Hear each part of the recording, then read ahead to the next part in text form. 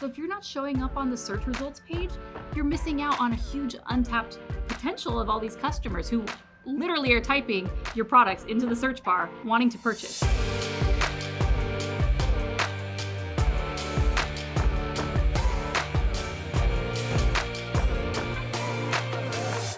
Welcome to The Journey. I'm Nealey. And I'm Morgan. And today we're going over the beginner's guide to SEO.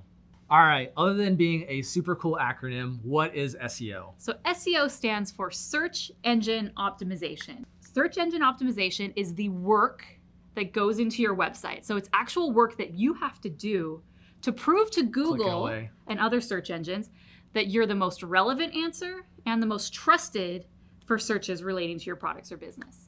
So those two things, relevance and trust, is what Google's looking for to determine which websites it should rank on the first page. And so when I say Google, just so you know, I'm going to be using that interchangeably for all search engines because 167 billion searches happen on Google a month. That's a ton. Most searches happen on Google, right? Right. So I'm just going to use Google interchangeably. I mean, it is the 167 billion pound gorilla in the room, so we're just going to go. I'm scared. All right, so SEO, why is it important? Why should we invest our time, energy, and money into it?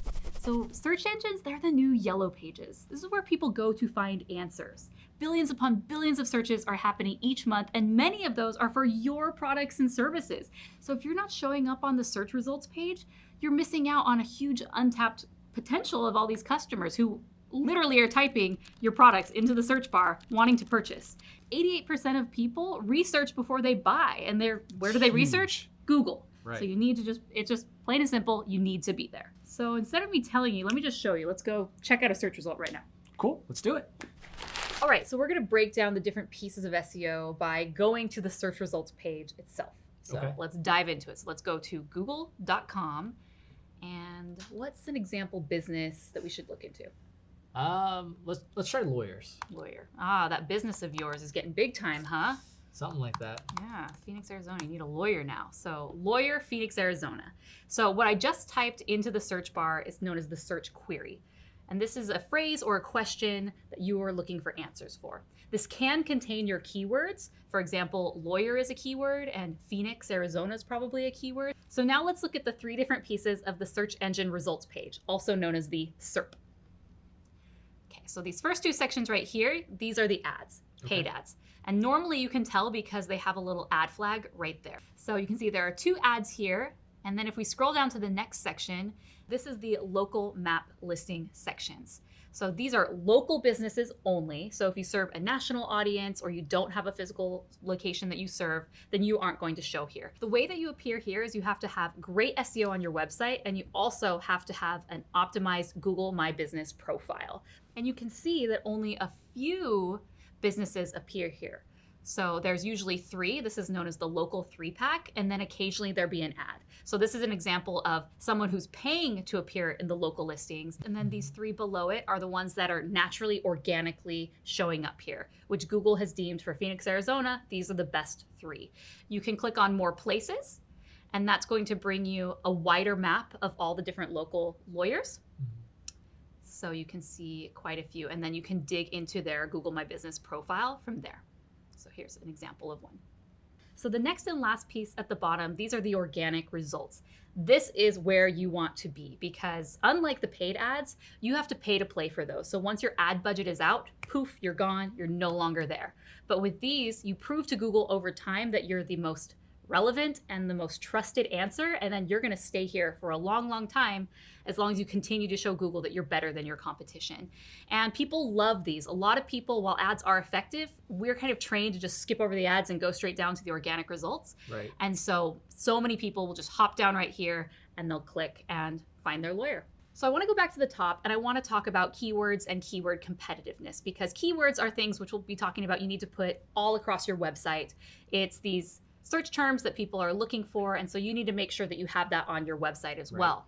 However, some are much more competitive than others. So if you look at lawyer Phoenix, Arizona, there's about 32 million results. It's pretty broad. Phoenix is a pretty big city. If we change it to something that's less competitive, let's say a dog groomer Phoenix, Arizona, Only 2.3 million results. So clearly less competitive business. So there's not as much competition there, which is great if you're a dog groomer, because that means if you're doing the right SEO, it's going to be easier to appear on the first page for that search term. Unlike lawyers, where they put a lot of money into advertising, it's a very, very, very competitive space. There are people always fighting for those top spots. Should we only put short keywords? Is there anything else we can use? So initially, no. With Google, you need to start small with, they're called long tail keywords. So they're keywords with 3, 4, 5, 6 words all together, because you need to prove your authority in the small, less competitive spaces before Google is going to realize that you should be ranking for these more broad terms. So for this example, if I'm a dog groomer, let's say I specialize in poodle grooming. So we're going to change it to poodle groomer, Phoenix, Arizona. And you can see the competitiveness. There's only 300,000 search results. So this is great because there's not as many people who put poodle grooming on their websites. And so for me, this is a great opportunity for me to start building that authority with Google. So remember, if I'm a dog groomer and we go to my website and there's absolutely nothing about dog grooming, it's just my name, my phone number, and maybe a photo, Google's going to look at that and think, this doesn't talk anything about, not relevant, right. It's not relevant. So this person must not be great for this keyword. They're probably not a dog groomer at all. So our job is to go and make sure that all the content on our website is relevant to those keywords. All right, so you're telling me all I need to do is update just a little bit of content on my website? Not exactly. So remember that we're doing this not only for our users so they have information, but for Google. Okay. So, and Google likes our websites to be structured in a very particular way, right? Ultimately, it's a robot that's scanning the back end of our website. So the back end data of the website, Google wants to make sure that we have it formatted in a way that it can easily read and know what our website's about. So these are things like our H1 tag, our metadata, meta descriptions, which I'm going to go into right now to show you where this is. Awesome. Let's see it. So since we're here on this poodle grooming website, let's go to this one, Puff and Fluff Grooming and Pet Sitting. I'm all about rhyming. It's a nice looking website, has great colors, great branding, but the problem is Google doesn't see any of that. This is what they see.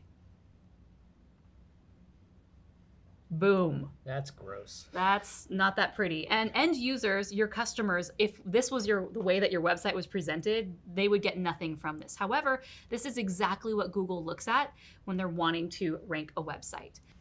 All right, so you're telling me that I have to know how to code to do that?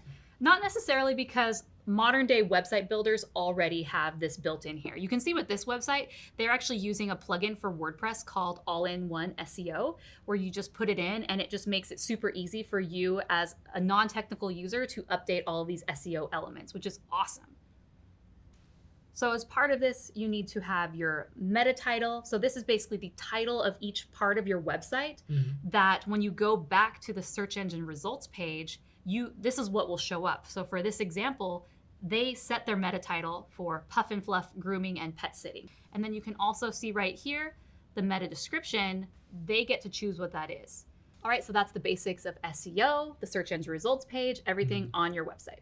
We just talked about everything on site that you need to do to your website. So now let's talk about the things off site. Okay. That shows Google that you're the most trusted answer for search results. All right, so explain trust a little bit more for us. Yeah, so I have an analogy. So let's say that you get a call one day and it's from a 5th grader, and the 5th grader says, hey, Morgan is the best basketball player in the entire world. Are you gonna believe him? Probably not. I think you paid him.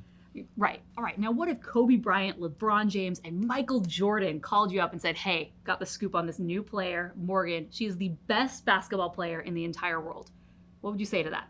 Would you believe them? Oh, absolutely. Yeah. They have authority. They have authority. So you will trust their opinion. And it's the same thing with Google.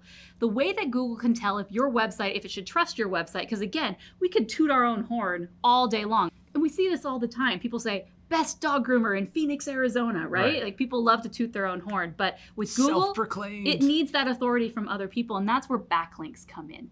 And so backlinks are links on other websites that point back to your website, and Google uses this as an indicator to see, oh, okay, this is actually a really good website. Other people are talking about it. Now, with backlinks, it's quality over quantity. You don't just go on the internet and go put your, go on every comment, every YouTube comment, like just put your website everywhere, because that's going to look spammy. Google's not going to like that. It wants really high quality, the Michael Jordans, if you will.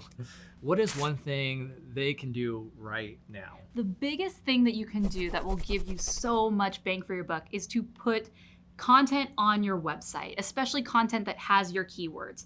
To determine those keywords, you should probably, what are the products and services that you offer? Or what are the products and services that you want your customers to know about? For example, using the dog groomer in Phoenix, Arizona, maybe is there certain types of grooming that you do that you're really well known for? Let's say you're the best darn toy poodle groomer this side of the Mississippi.